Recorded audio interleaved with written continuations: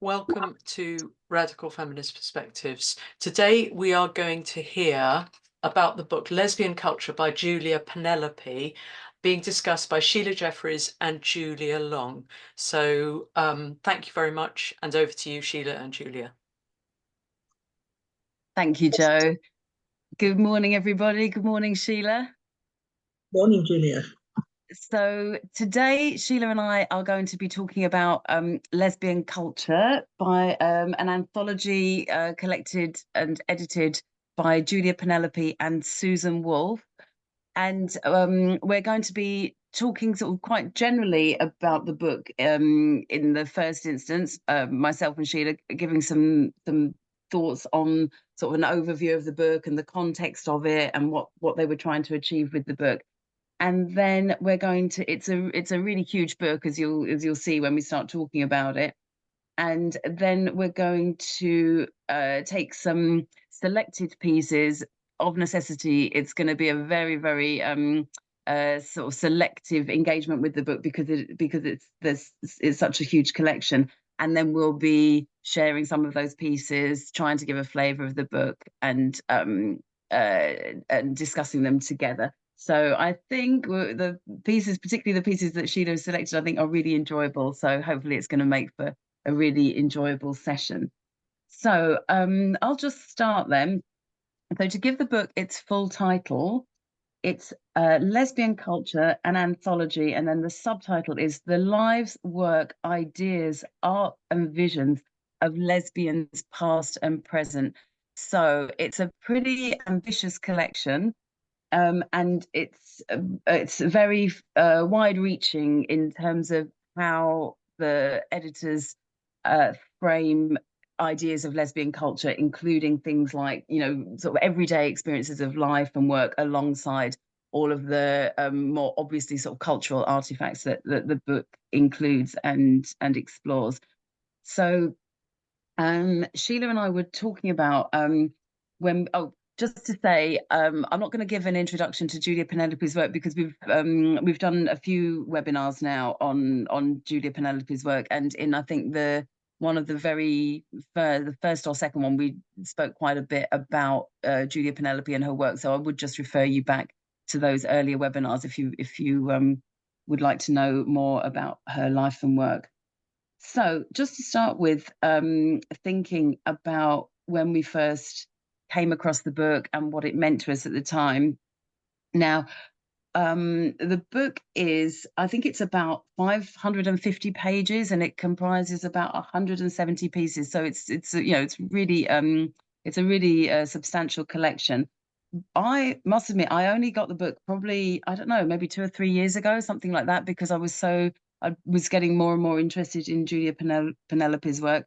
But several of the pieces in there I had been familiar with from a much earlier time, and I suppose my engagement with a lot of the work that I was familiar with in the collection dates from probably the early 90s, from around about 1990 onwards, because it was a time, as they acknowledge in the book, of a lot of anthologies and collections. I don't know if you're going to be able to see this, but I had a couple of collections that were also from the US. This one here, which I remember I absolutely loved this, that I came across, I think, in the early 90s, Naming the Waves, and a sister collection called Out the Other Side. And these were really, I suppose, in lots of ways, my introduction to the kind of work and the kind of culture that Julia and Susan put together in this collection. And I was experiencing some of at the time, from 1990 to 91, I was doing the Women's Studies Masters with Jalna Hamner in Bradford University. So that was really, I suppose, my first extended experience of women-only space, lesbian culture, lesbian scholarship, you know, all of that kind of thing. So I could date the collection really around that time for me, but I didn't actually come across this particular collection until much later. So Sheila, how about you? When did you first come across this collection? I think I got this collection when it first came out in 94, but many of the pieces in it I was very, very familiar with, because they were very well known in the British lesbian feminist community in the 70s and 80s. And one of the things we've already talked about is the peculiarity of the fact that we're two British lesbian feminists talking about American lesbian feminist culture. It is very specifically American lesbian feminist culture. There are some differences, but a lot of the material got to Britain it was reprinted in newsletters, it was in pamphlets. And what strikes me is that in this day of social media, when supposedly it's really helpful to feminism, very wonderful about movement building, well, social media hasn't built a movement hardly at all. There's very little going on for lesbian feminists at all, nationally or internationally. Whereas at that time, with no social media at all whatsoever, there was an incredibly powerful movement, loads and loads of newsletters, lots of pamphlets being written, lots of conferences and all kinds of meetings. It was a common lesbian culture between Britain and the UK and extending into Germany and Australia and other places. In a way, women would now think, how did that happen? No social media? How the hell did it happen? Yeah, it's very striking. I really take that point. And I suppose, obviously, without wanting to go down this particular rabbit hole, the other thing is that we've had such a massive, there was a general decline of lesbian feminist culture anyway, as I know you've documented yourself, and we've had such a massive assault on it that we've had to spend a kind of absurd amount of time just defending the word lesbian, defending our right to meet without being, subject to like violence and attacks and all of that. And I think, so when, we think about how, radical feminist and lesbian feminist knowledge and understanding gets lost, I think, we've witnessed that happening before our eyes, haven't we, in terms of, literally, like, yesterday I was out, canvassing Party of Women, like literally talking about the importance of using the word woman and what that word even means. So I think that's another issue alongside whatever about the actual communications and social media. But anyway, we don't need to go into all that now. And I suppose for myself, I'm very conscious of being British, and also my age as being that much younger than some of the women who wrote this. I'm very conscious that there may well be women listening now, American lesbians, who are far more familiar with this collection, with the content of it, with probably knowing some of the contributors personally. So I hope people I hope anyone listening will be just to kind of I am very aware of that, and I think there'll probably be some very rich comments and engagement in the chat of women with a lot more in-depth knowledge than I have. But anyway, I'm really pleased that we're talking about the collection, because hopefully it will introduce it to women who might not have come across it before, and I think there is such a wealth of material there. So, okay, I'll just start by saying a bit about the context of the book. And in the book's actually got two prefaces, and in one of the prefaces, I think it's Sarah Dreher, I'm not sure how you pronounce her surname. She really sets the collection into context, talking about the sort of mid 20th century experience of being lesbian prior to the women's liberation movement. And she talks about the hostility of the culture, the loneliness, the isolation of that experience, and the fact that that so many lesbians at the time were pathologized and tranquilized, medicated, or completely closeted, or forced into some actually absolutely sort of wretched heterosexual marriage. So these kinds of things. And then she talks about the explosion of the women's liberation movement, and how this collection of writings and art and etc. of lesbian culture is so much part of that proliferation. So she absolutely locates the collection within the context of that, and I think that that context is really reflected in the structure of the book, because the way that I'll talk about this in a minute, but it's separated into three main sections, and the early section is an acknowledgement of obviously it's very selective, but of the history of individual women or sometimes lesbian couples prior to the women's liberation movement. And then the overwhelming sort of majority of the book is dedicated to the creation of the lesbian culture within the context of the well, within and out, sometimes going far beyond the context of the wider women's liberation movement. So what she says in that initial preface is, after decades of trying to shape ourselves to a hostile world through the women's liberation movement, we set out to express our visions for a world that was shaped by us. And she talks about all the mountains of writing and artwork and culture that was created in that context. So if I could have the next slide, please. Oh, actually, we haven't gone on to the next.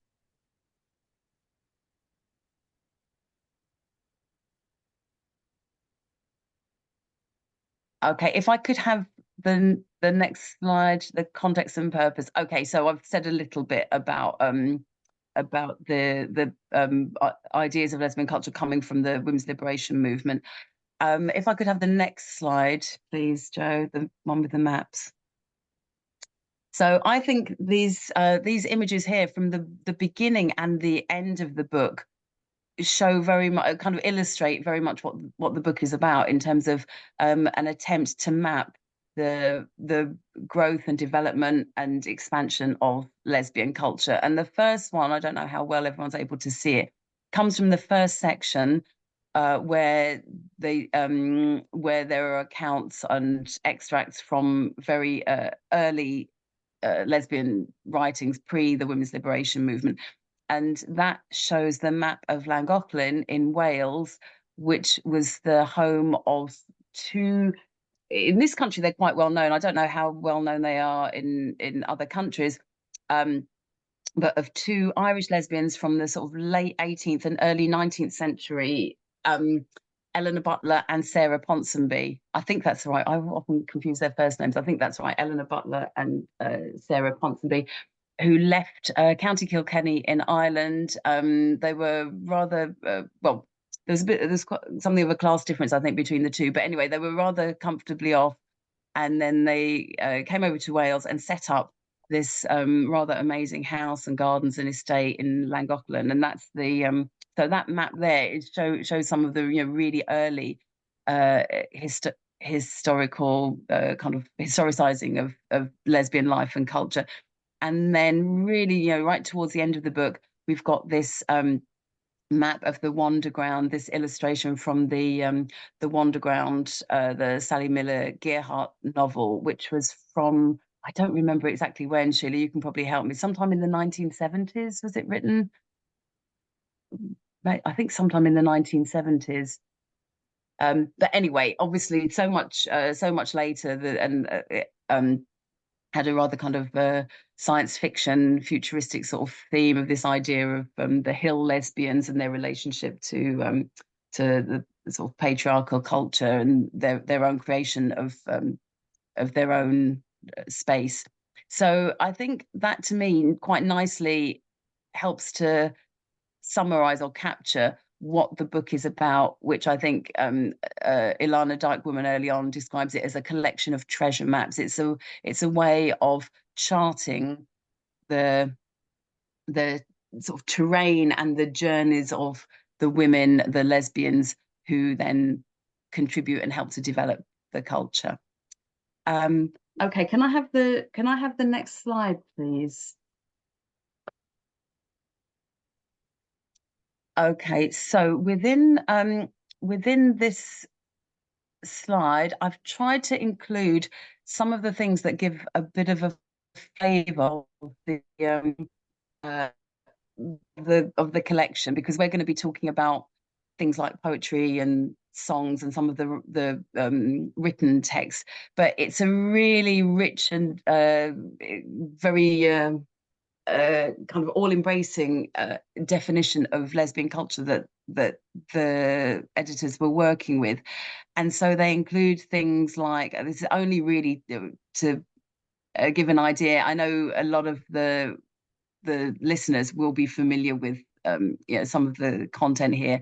So they include photography, cartoons, illustrations, sometimes photographs of early pamphlets, like you can see there in that bottom left-hand corner, and some publicity for a particular event, beyond coupledom, tell us a story, you know, the all of the different kind of projects to collect kind of an archive, or to collect all the accounts of women's lesbians' experience, over the sort of development of these different periods. Some of the cartoons, which are really funny, particularly from the second section, where a lot of the humor is actually comes from the relationship of the creation of this sort of new separatist culture and women's lesbians' relationship with the wider patriarchal culture. So maybe I'll just come on to talk about that now. You get things like the sort of shared humor of like what to wear when, you know, meeting your partner's parents, this kind of thing, or taking a heterosexual friend to, like, I don't know, the Michigan Women's Music Festival, you know, these kinds of things, which was very much reflecting a kind of shared experience and humor of some of the kind of challenges and difficulties and the sort of dilemmas that come about when you're forging such a new culture, and then you're still working within the sort of wider context of family and work and things that may well be in sort of back in the patriarchal culture. So anyway, maybe if we just we don't need a slide for the time being, and I'll just talk a little bit about the methodology. So yeah, just to talk about how the collection came into being. What the editors did was to seek contributions from around about 300 lesbians in the US and Canada. So it's very much focused on North American culture, the US and Canada. And they surveyed about 300 lesbians, and they asked them what they thought exemplified lesbian culture and what they thought lesbian culture actually was. And then they got these huge lists from all these, you know, hundreds of lesbians who contributed. And then they categorized these this huge volume of material into a number of categories, which we then see reflected in the book. So things like dress, food and eating, music, literature, sport, spirituality, homes and dwellings, relationships, sexuality, and then theory as well. So they really wanted to include a wide variety of different forms, including art, including kind of the culture of everyday life, those kinds of things, because they wanted to not just talk about and theorize lesbian culture, they wanted to show it and really show it and manifest it, and not just sort of tell and talk about it. So that's why we have a lot of the kinds of things that I was showing in that previous slide. And then they spend before they get on to actually all the selected pieces, they do spend a bit of time theorizing lesbian culture. So they address in the introduction, they address questions such as, like, what is lesbian culture? And they look at the responses that they had from all these contributors, and they ask questions like, is lesbian culture just anything that lesbians do? Is that kind of by definition lesbian culture? And they decide that you couldn't really frame it as that, because when, you know, a lot of lesbians were working in the wider patriarchal culture, their ability to express their lesbian whatever politics or their lesbian perspective was rather constrained by that. So often in the context of mainstream culture, we're not necessarily able to manifest lesbian culture. So then they consider, is lesbian culture the thing, is the defining quality that it reflects our motives and values?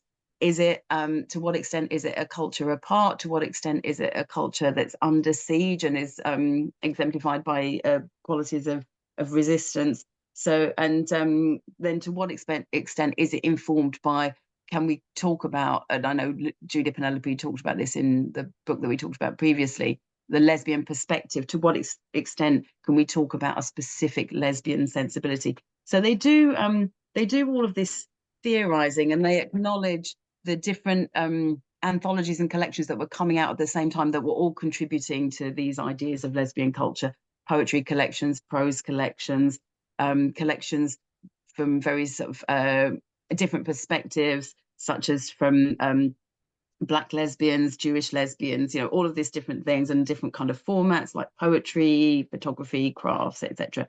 So they talk about all of this and try to come up with some sort of ideas about what actually constitutes lesbian culture. Okay, can I have the next slide, please, Joe? And I'm going to finish the sort of introductory piece with this slide. Thank you.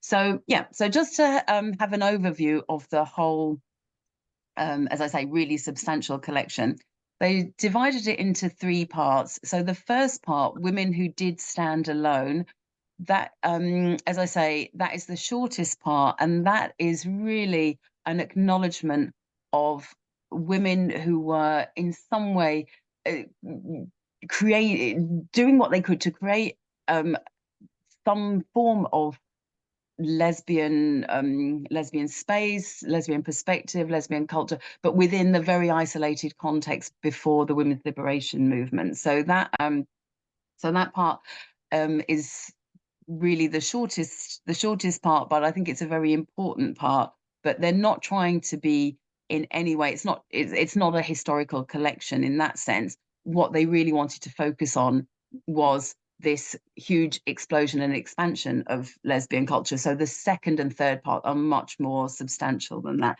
But I do have a poem from that first part if we've got time to have a look at that. And that's where the map of Llangollen obviously comes from, that in that first section. As I say, the parts 2 and 3 are about the creation of lesbian feminist culture, really over the 1970s, going into, the book was first published in 1993, so it's going into the early 90s.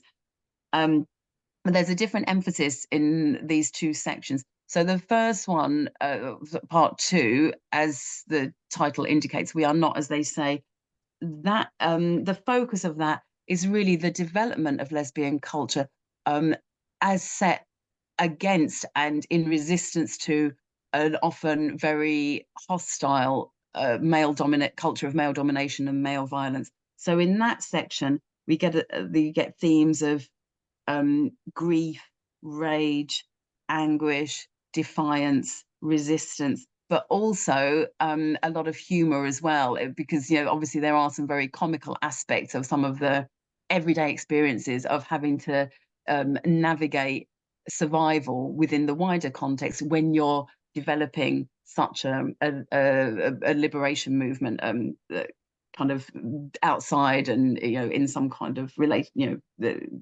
relationship to that.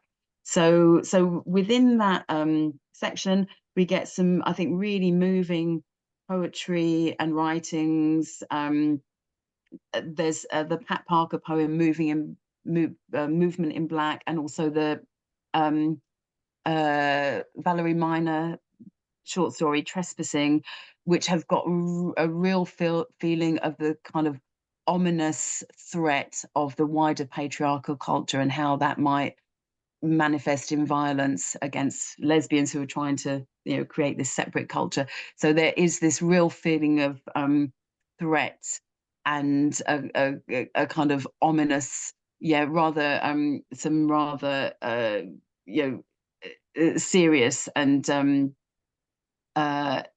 very sort of serious engagement with the wider politics of the male-dominated culture within that section. And as I say, it's picking up on these themes of defiance and resistance and redefining lesbians beyond the kind of earlier pathologized, you know, ideas of, you know, the lesbian as, you know, sick or predatory, or, you know, those kinds of images from earlier days. And then in the final section, New Ground, which is the by far the most extensive section, we really get here a sense of, I think, what Sheila's going to be talking about. The what is conveyed is overwhelmingly a sense of exuberance, energy, joy, and huge creativity from all of the culture that was created within the time period. And there's a lot of expression of lots of different forms of women's love for other women, lesbian love for other lesbians. So there's more lyric poems, sexual content in terms of the some of the sculptures. There's a I think on the earlier slide I showed, there's a lovely photograph of one of Miriam Fouget's very intimate and sensual sculptures, and I just thought, I don't know, probably not going to be able to do this. I've got a very treasured possession of this. I think it's actually a little earring, but I just have it hanging up, of a very tiny sculpture that Miriam very kindly gifted me when she came over about 12 years ago to present her amazing, really glorious film, Lesbiana. And there's a lovely photo of Miriam in the collection, actually filming some of the I think one of the women's music festivals. So it really does show the creation of the culture that we were then able, some of us who that bit younger, were able to enjoy in the film, the film Lesbiana later on. So there are also contributions on the kind of more maybe everyday culture, like music. Well, I'm not saying music's every day, but things like softball, food, dress, all of these different kinds of things. And there are different voices from, although the collection comes very much it's situated in the development of lesbian culture in the US and Canada. Obviously, there are different voices from Indigenous lesbians, lesbians who are coming from immigrant communities, and the different kinds of flavors and textures that all of these different women were bringing to shape this the culture. So just to finish with a bit of consideration of what they say right at the end of that introduction to the collection. They talk about that if lesbian culture is to endure, it has to be more than, they talk about, than just like, potlucks and, some of these kinds of things that were very recognizable from the sort of lesbian communities, but it has to be something more substantial, more enduring, more the creation of a lesbian feminist consciousness. And they see their collection very much as just a beginning among, I think they actually use this phrase, a beginning among among many beginnings. And so they have this great sense of, it filled me with a great, as I was reading it, a sort of sense of optimism, but also the awareness of the need for some sort of really more robust solidity and commitment to that. They were very conscious of that.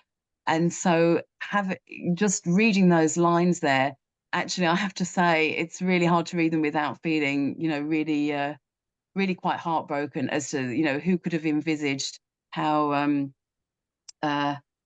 just the extent to which the that lesbian culture has been, really subject to such terrible assault from external sources, but also in terms of that whole kind of movement of lesbians from within the culture who then decided to agree that men could be women, that how much that culture was actually undermined. And those words that they give at the end of that introduction really have been really very, very sorely tested. So I think on that note, what do you think, Sheila? Shall I just read the Judy Grant poem? I'm quite happy. Maybe we can just I can put it in the comments, and we'll go on to some of your selection from the latter part of the book. A lot of time, so it might be good to move on. Yeah, so maybe we'll skip those poems. That's fine. Okay, so Jo, can you go on to the gay heads slide, which I think will be 3 from now. Okay, thanks very much. Now, what I wanted to do was choose just some some songs and some examples of this new lesbian culture that was being created. Particularly, I wanted to show the extraordinary joy and pride that Julia was just talking about. I mean, there's so much cheerfulness and absolute joy. And of course, we all felt, these women and women in Britain too, that we were creating something that would be forever. It was just the beginnings of the creation of this extraordinary culture created around the interests of lesbians and women loving that excluded all of the old masculine norms and masculine forms of culture. So I've got a song here. I've got a couple of verses of it. It's by Alex Dobkin. These songs by Alex Dobkin and the other one by Sue Fink, I heard in the middle of the 70s, maybe about 76, 77, first of all in a squat in Hackney. And I found them absolutely joyful. I can remember feeling a sort of bubble of joy rising in the center of my body at the very, it was so exciting to hear these songs. Women were so funny and so confident.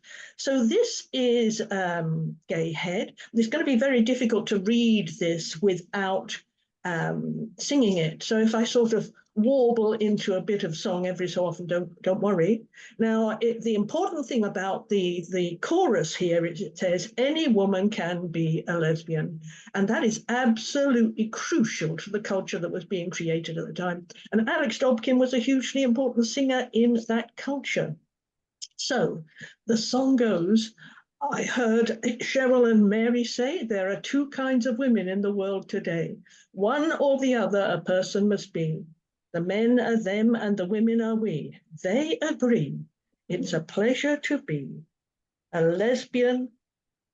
Lesbian, lesbian, let's be in no man's land. Lesbian, lesbian, any woman can be a lesbian. And if we could have the next slide, there's another verse from the song. Liza wishes the library had men and women placed separately, for theirs is the kingdom. She knows who she'll find in the history of mankind. But then she's inclined to be ahead of her time. She's a lesbian. Sorry, lesbian, lesbian, let's be in no man's land. Lesbian, lesbian, any woman can be a lesbian. Now, those words are absolutely crucially important because today there's this sort of biological imperative. There are many lesbians who think all over again that they've got some kind of biological anomaly. We were just absolutely joyful, proud, choosing to be lesbians, becoming lesbians in our thousands and thousands, leaping into the culture, creating the songs and the poetry and so on.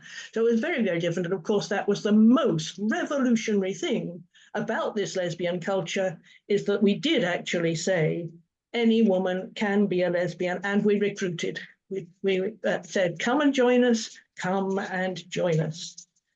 And indeed, at that time, we had a phrase, a word, pre-lesbian, which we used quite often, which suggested that every woman was going to become a lesbian, or many of the women we met. So they were pre-lesbians because very soon they would become lesbians. That was our assumption, and that was the language we used. We were very, very welcoming. So let's go on to the next slide. The sexes do battle and batter. The men's are the sexes I will live without. I'll return to the bosom where my journey ends, where there's no penis between us, friends. I'll see you again when you're a lesbian, lesbian. Any woman can be a lesbian. So the assumption was that other women would certainly become lesbians. It was so joyful, so wonderful. Why on earth would any woman not? And I love the penis between us. No penis between us, friends. I've always loved that phrase. Okay, the next slide. Now, this is just a quotation from Lisa Cohen, who, as you will see, was the lover of Alex Dobkin at the time. Clothing was hugely important. And Lisa writes quite a lot about this even now. And so she's talking about how she and Alex had made this huge change from being ordinary, polite, presumably heterosexual women. I've no idea if Lisa was polite, maybe not. into wearing clothing that totally rejected femininity, rejected the restrictions, rejected the rules, leapt into a whole new world of clothing which allowed whole new ways of using the body and being with other women and being yourself. So it says, she says, and this is from 75 to 6, sometimes I forget how different we're looking these days. My eye has become so accustomed to our short-cropped hair, baggy work trousers, vests, boots, and our direct stares. The other day, my lover Alex and I went to town to pick up 5-year-old daughter Adrian at her school. It was the first time we'd been since school opened last month. Adrian usually comes and goes on the school bus. Her class wasn't quite finished when we arrived, so we hung out in the hall. Every kid in that hall stared at us as if we had 3 eyes, and they were not merely curious. Lots of them were hostile, especially the boys. The last time we put on ladies' clothes, Alex looked like transsexual writer Jan Morris. Jan Morris was a British writer, travel writer for the Times. I think he was originally more than a travel writer, but that's how he ended up once he decided that he was going to be a sort of more permanent transvestite. And of course, I can remember that from the time, once you'd actually changed and wore very different kinds of clothing, if for some reason you had to put on a skirt or a dress, you felt indeed like, as she says here, a transsexual. It just felt so strange. But anyway, these the clothing was crucially important to us. Not only was it about the politics of rejecting femininity, it was also about recognizing each other, creating a recognizable style for lesbians. So we were able to recognize each other then. And of course, now we're still pretty much able to recognize each other because there was something so similar about the way we looked once we'd got rid of all the high-heeled shoes and the decoration and the makeup and the dresses and all those man-pleasing, man-sexually exciting clothing that we've been required to do. Liza is here today, which is absolutely terrific. And I just want to say how much I do appreciate your work, and you know how much I appreciate Alex's. Okay, so can we go on to the next slide? So this is another wonderful Alex Dobkin song, which was actually done as a kind of rap, I would say, so rather than singing. So this is Talking Lesbian. Now, if you want higher consciousness, I'll tell you what to do. You've got to talk to a woman and let her talk to you. You've got to build a consciousness and make it strong. And if we all stick together, girls, it won't be long. We'll have more friends, better friends, and more fun. It's like living in the country. Let's have a next slide.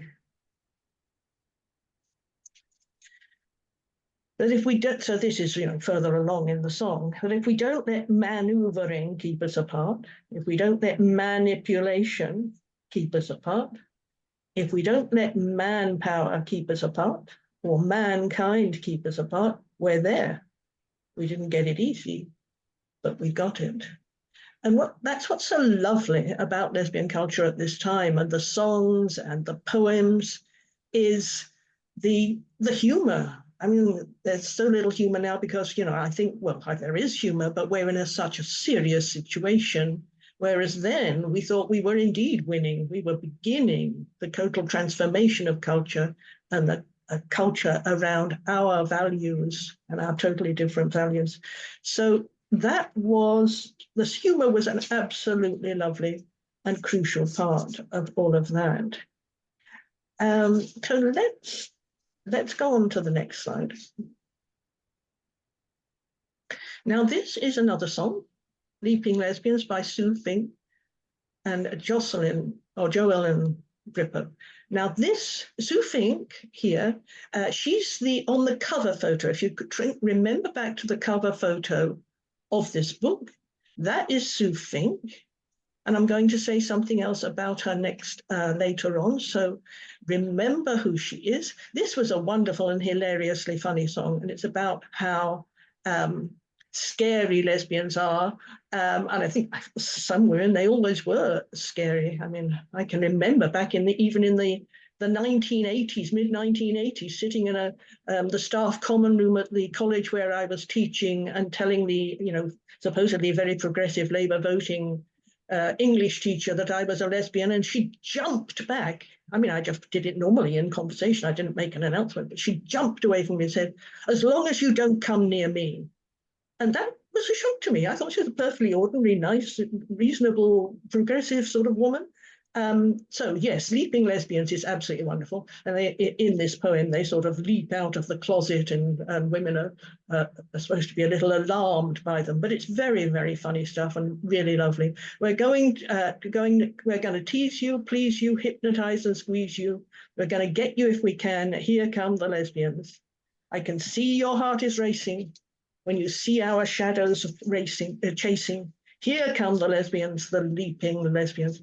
And it was a wonderful, wonderfully joyous song. And somebody's pointed out in the chat that it was a Meg Christian song. I guess Meg Christian must also definitely have sung this.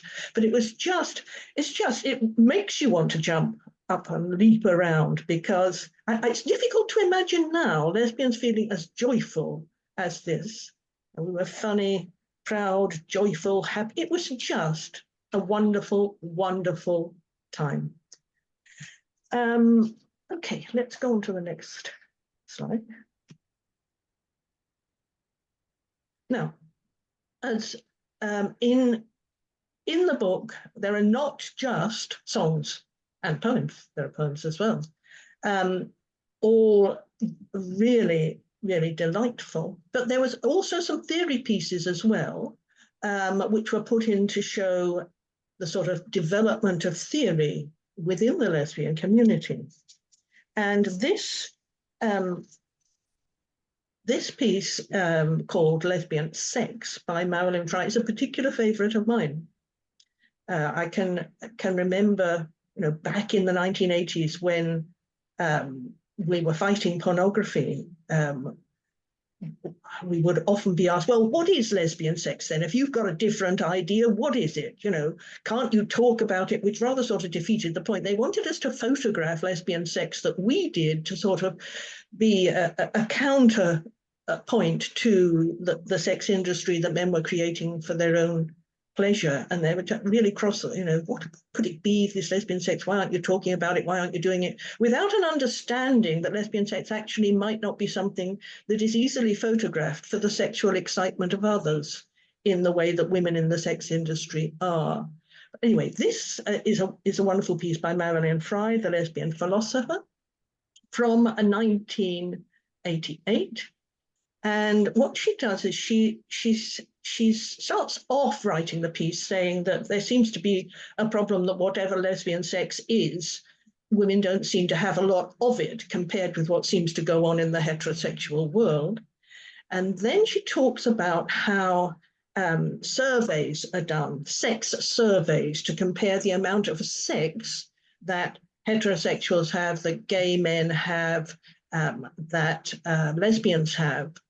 And she raises the question of what it means to have sex in those surveys. How do you actually reply to how many times do you have sex in a week, in a year, in a month? Because she says, what on earth would that be for lesbians? And this shows the very dramatic difference between a heterosexual understanding of sex and a lesbian understanding. She says, for instance, it could be that lesbians report having what is sex on less occasions than heterosexuals, because what 85% of long-term heterosexual couples do more than once a month takes on the average 8 minutes to do. It's kind of shocking, isn't it? Why would anybody do anything that took 8 minutes to do? I just can't imagine. It's like cleaning your teeth, I guess.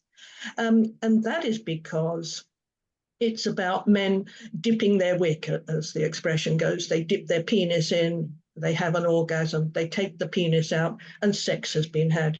Doesn't even matter whether the woman enjoyed it, whether she was reading a book, painting her toenails, whatever she was doing at the time. A time has been had. So it is possible that men do this thing quite often whether the woman is there or not. I mean, maybe they wouldn't notice sometimes. So that's very, very different from what lesbians do. She says, what we do, considerably less frequently, takes on average considerably more than 8 minutes to do. It takes about 30 minutes at least, an entire afternoon or evening. Now, this question on the survey, how many times have you had sex with a woman? She says, well, maybe, how do you count it? Maybe it's every time you got up to go to the bathroom, marked a time, because it could be that it actually took hours. You have no idea when it's supposed to have ended.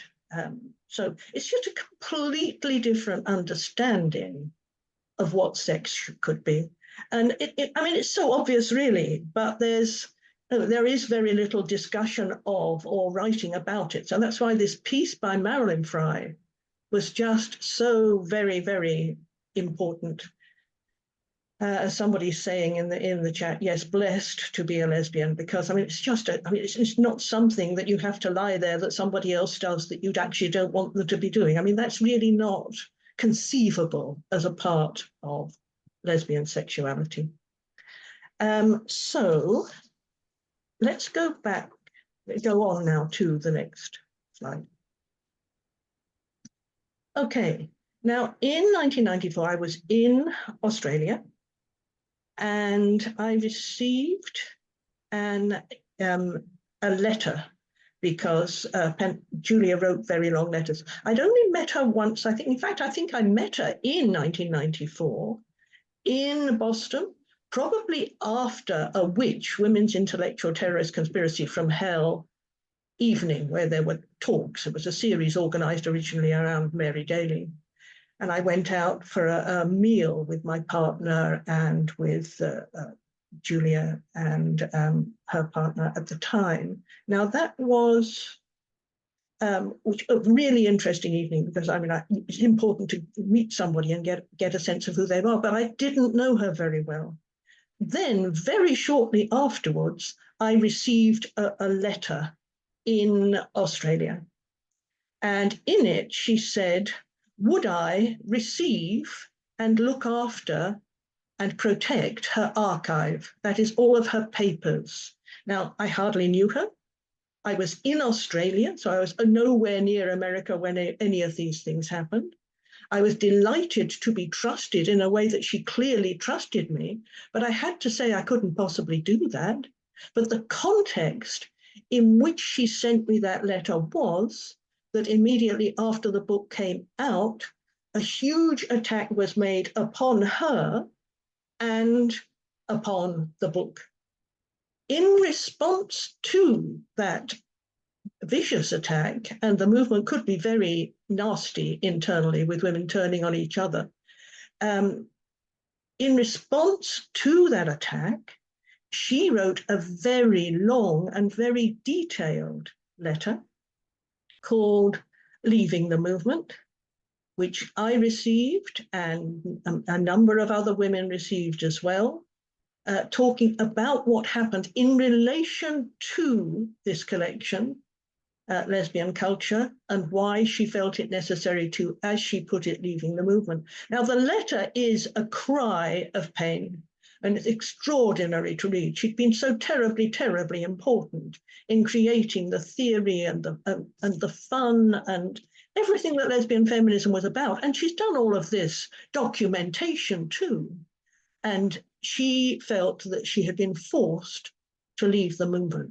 So this is just a little section of it. She says, I'm in a lot of pain, and I know the intensity of the pain will eventually pass, although its memory will not.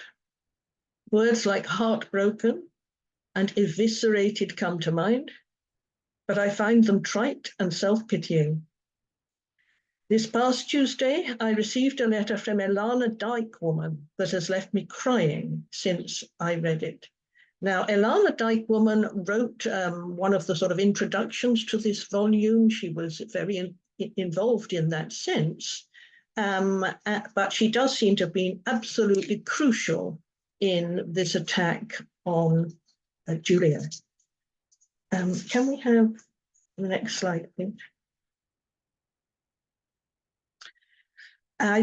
The letter from Elana Dyke-Woman is not in this bundle that I was sent with the letter, or there are other documents in there. So I don't actually have Elana's letter, and I can't quote from what she actually said, but it does seem to be along similar lines to the accusations that others were making. And these are accusations that were made by Cariatis Cardea, who was quite well known. These were all names that were very well known at the time, whose pieces were published in other newsletters and so on. She says, Cariatis indicted me for a variety of political errors.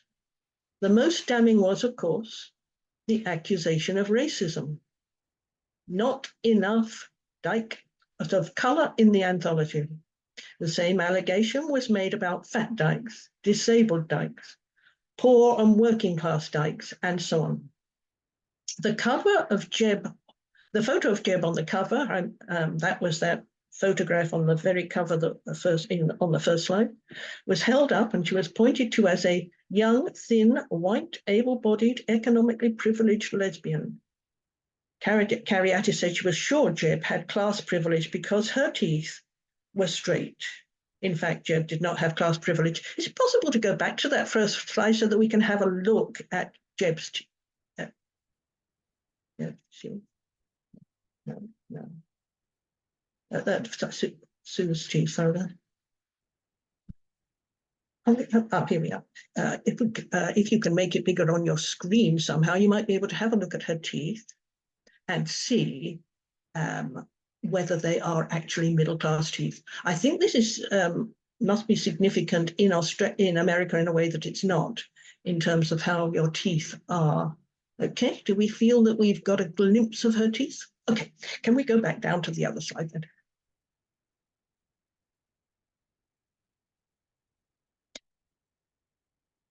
Thanks very much. Now, a few things to say about this. She does explain that she and Susan Wolfe, who put together the anthology, made a huge attempt to get particular significant Black lesbians to put pieces into the collection. And though there are some pieces, mostly they were rejected. Women said, no, they were not going to have the pieces in the collection.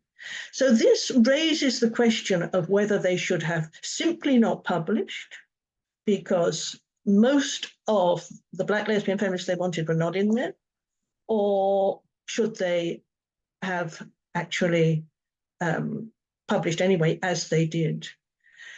So basically, they got accused of just about everything. I have to admit some guilt, because at the time, some of us in the UK and Australia said, well, they didn't have anything from Britain or Australia, so we had a complaint as well before we saw all of these ones. But yes, the complaints were very, very serious and not something they could easily have done anything about. Can we have another slide, please? This is anti-Asian racism. This was an accusation at this poem by Eliot, who I also was fortunate enough to meet at the time. And this is called anti-Asian racism. This summer, I'm going to learn to eat tofu, white, cold, clammy, tasteless, slimy, icky, weirdo food. Tofu Dyke is good for you. Tofu is what vegans do. And so now in my fridge live tofu cakes and tofu burgers and tofu bakes. So there you go. That is anti-Asian racism, because it is critical of tofu, even though this woman actually uses tofu herself. So it's making fun of tofu, which is anti-Asian racism. It's actually quite hard to understand exactly the thought processes that lead to these conclusions. Can we have the next slide, please? So there's a photo in the book of Sue Fink wearing a No One a Weenie t-shirt. And this was said to be a trivialization of language as a form of genocide. Julia says she didn't think it was genocide. And there was loads that was equally ridiculous in these accusations. Sorry, I think I said Sue Fink at one time was the first picture. No, there's a picture of Sue Fink in the collection. It's Jeb who's on that front cover. Now, the critics also suggested that no one should buy the book in an attempt to ruin it and make sure it was forgotten. I think that they may have had some success. I don't think that this collection is as well known as a wonderful charting of the creation of lesbian culture as it should be. I think we're getting towards the end of this. Julia, anything else you would like to say about the collection?